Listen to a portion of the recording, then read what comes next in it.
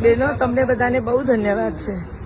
તમે આટલા સવારના વહેલા ઉઠીને આજે સાધુ સાધુજીની સેવા ભક્તિ માટે ઘરના કામ, છોકરાઓનું બધું જ ભૂલી અને તમે છોડીને અહીંયા આગળ આવો છો. બહુ બહુ ધન્યવાદ છે. સાથે સાધ્વીજીની વ્હીલચેરો ચલાવવી એટલે કાંઈ સહેલી નથી, પણ તમે વ્હીલચેરો ચલાવવા માટે પણ એટલા બધા ટ્રેન થઈ ગયા છો કે ક્યાંય પણ સાધ્વીજીને તકલીફ પડતી નથી.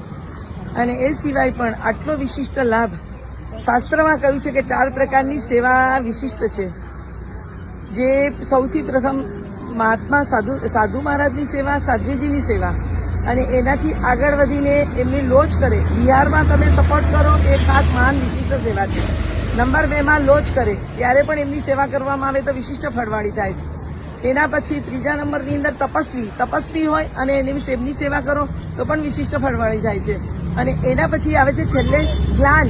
બીમાર હોય છે, હોસ્પિટલોમાં લઈ જાઓ છો તમે લોકો, મારા સાહેબને બીમાર હોય, ડોક્ટર પાસે જવું હોય, એક્સરે માટે જવું હોય, MRI માટે જવું હોય, તમે તરત આમ એની ટાઈમ હાજર હો છો. એટલે ખૂબ ખૂબ તમને ધન્યવાદ છે આવી વિશિષ્ટ સેવા દ્વારા.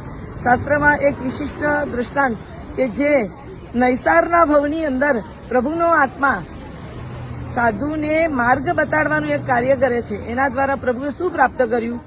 સમ્યક દર્શન પ્રાપ્ત કર્યું. સમ્યક દર્શનનું કારણ આ સાધુની વિશિષ્ટ સેવા છે. અને એ સમ્યક